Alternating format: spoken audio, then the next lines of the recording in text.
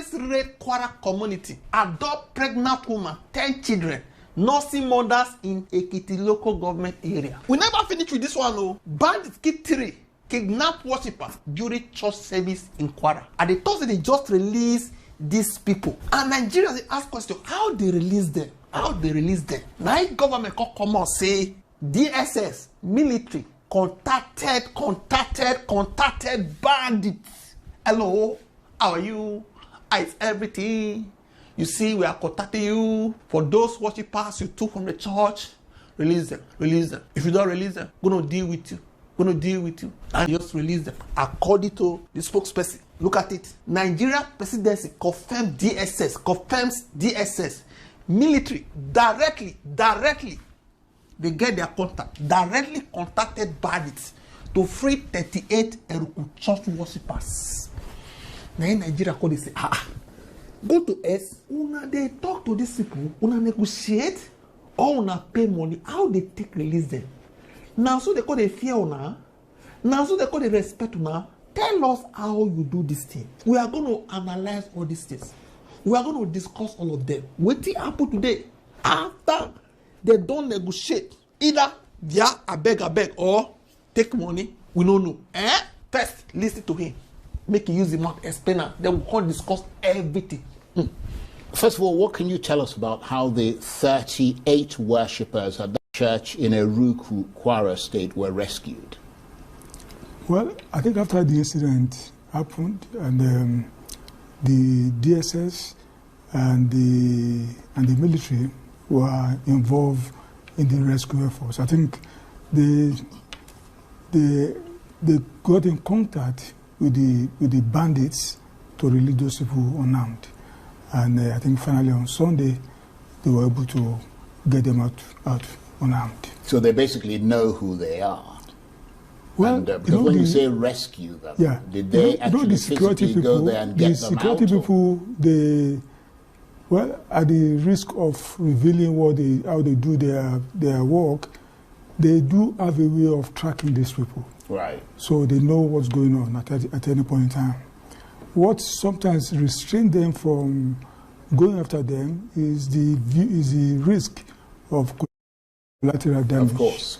They go about abducting our people and they use them as shield so that they will not be attacked. So they don't just want to be attacking them, they need to be sure that they are not using our people as a kind of a shield. But if the government did not attack them in order to rescue these people, how did they get them released? Because I mean, they got in contact with them. Yeah, but what I'm saying is that it seems almost perverse for the people to abduct people and then a few days later release them. They have a way of contacting them. You mean they paid them money? Not paying them. They know the risk. If they keep those people with them and they're saying release them, they know that the next thing will be for the government to embark on a kinetic action and attack their base.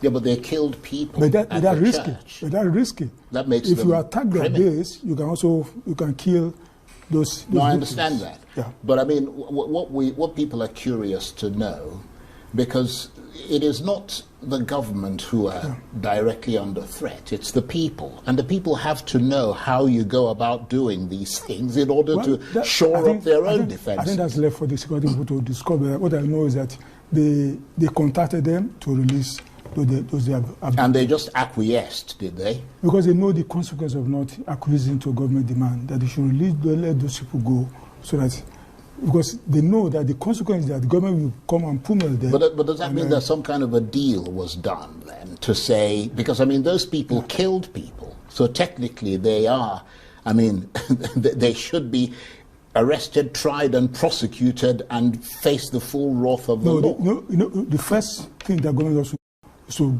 get those people freed. Right. And government has achieved its objective. As of next level action, it's left for the security people to take. I don't want to second guess. They know what they have to do. They've taken the precaution to make sure that at least they retrieve those people from there. That's the first thing. So the next line of action is left for that. I don't want to be talking about. You don't hear also. Now, let's talk about this matter. We'll talk how it started. Kidnappers attacked a church in Eruku, Kwara State. They killed people and kidnapped 38 worshippers. Remember, they killed, they buy people. They buy. No, be only say they kidnap. And kidnapped 38 worshippers, including women and children. No punishment here too.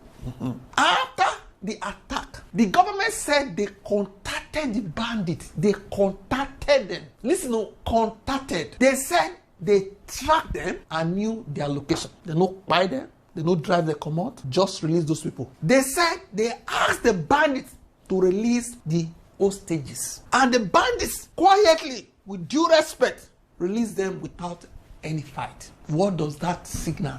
What did that one tell you say go happen next? The government insisted no ransom was paid, no attack was carried out. We simply told them to release the people. Otherwise, we will deal with it now. Because of that fear, they quickly released them. You heard it. But they did not arrest the bandits. After they released them, when I don't go there, go arrest them or drive them come out. They did not go back to attack them. Did they warn them not to try it again next time? Since they respect them, where did they respect them? Since when they call them, say, release them. Una also tell them, say, no try next time. They did not punish anyone for the people killed in the church. No justice for them. They fit just talk by you for church. No justice for you. As long as you're a bandit, a Fulani S-man, no justice. They fit talk by you for mosque. No justice. Buy for road, no justice. As long as the one where they carry, they could just release them. We follow its ways. Now, boom. What did be boom? Break it. After that, boom.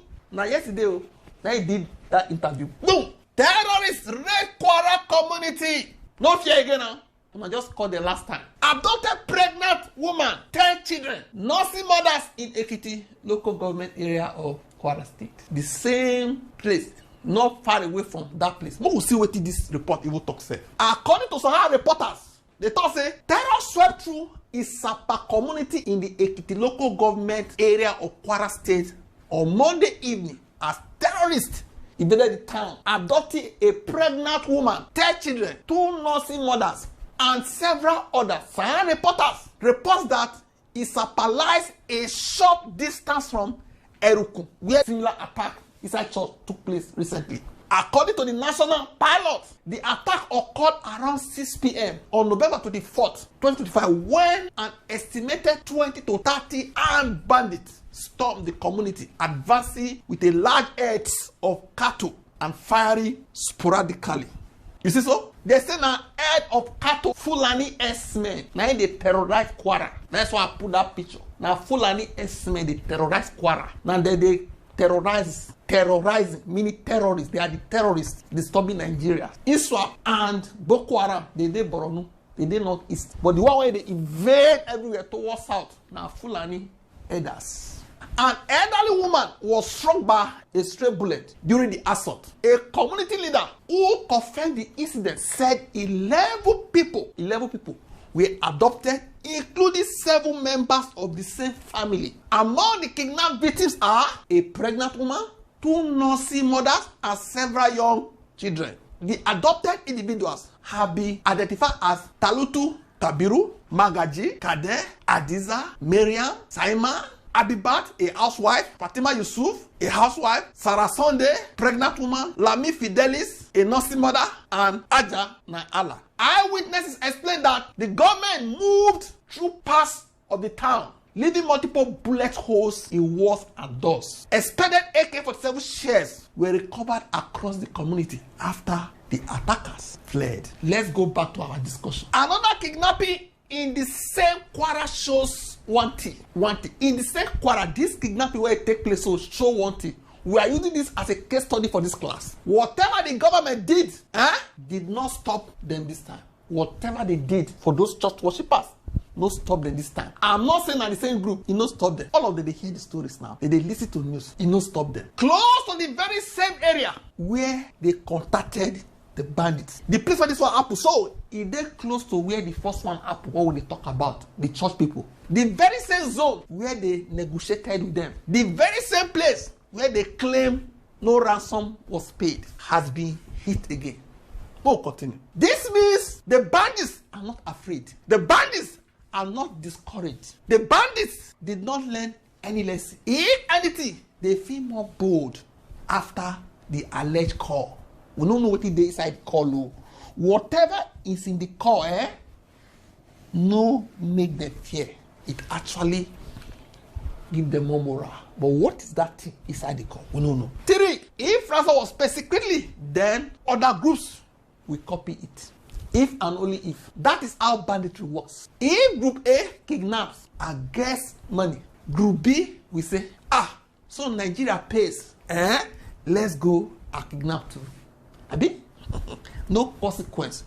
We buy anyone, we don't buy anyone, they will just pay us to release people to them. Abi? If Group A kidnaps and evil gets attention or negotiation, Group B will say, the government will beg us to. No risk. This creates a chain reaction.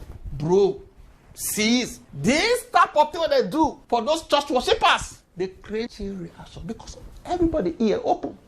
4. If ransom was not paid, but the government simply place a call, this is even worse. Why? Because it shows terrorists that the government will not attack them. The government will not risk confrontation. The government will talk instead of fight. The government will not punish them. The government only wants hostages back. This is basically free insurance. Free insurance for terrorists, for bandits, for kidnappers. They now know we can kidnap safely. They will just make phone calls and beg us to release them. They know we attack us. They know we go. 5. Both options. Whether you pay ransom, you negotiate. They encourage more kidnapping. Whether they pay them all, or they simply call and beg them all, or they promise something off camera, all of them encourage more kidnapping.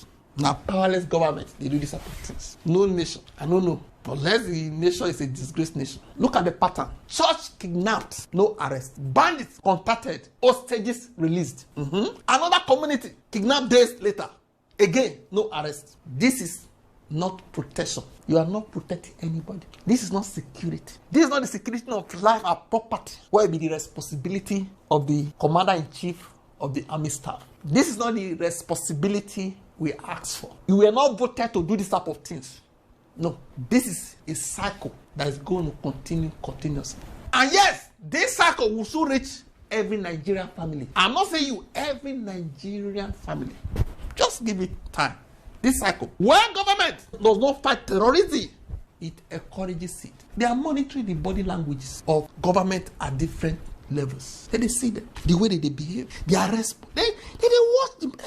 If you carry person, put for somewhere, you go to monitor the news pass now. Now you go to monitor the news pass. They see everything. Sooner or later, every citizen becomes involved. Your relative, if you know be you, they say they don't kidnapper. Your neighbor, yes, they don't kidnapper or they don't buy. Nothing go happen. Your church members or mosque member, they say he disappear. Your community, they say they don't attack her. Your state becomes unsafe. You cannot travel. You cannot sleep at night.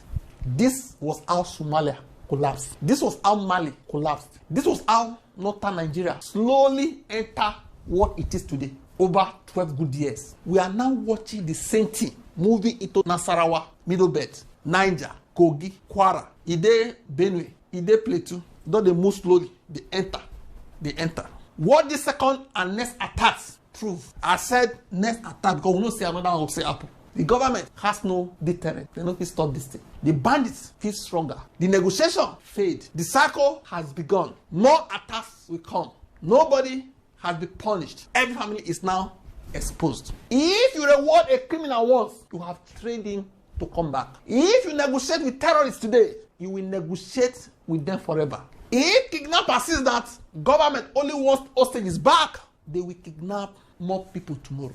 You go say, never reach your state, never reach your state. Okay. It was not in Kwara before. It started from somewhere. If you don't stop her, they waka. They say now cows, they use the waka. Look here, cows, manu, nama, plenty of them, they shoot. And they know they say for what place, they go soon reach everybody. Whether you're there abroad, you don't get family for you, you don't get relatives, you don't get friends. What do you think? Drop up a comment section. Don't forget to like, share, and subscribe to this channel.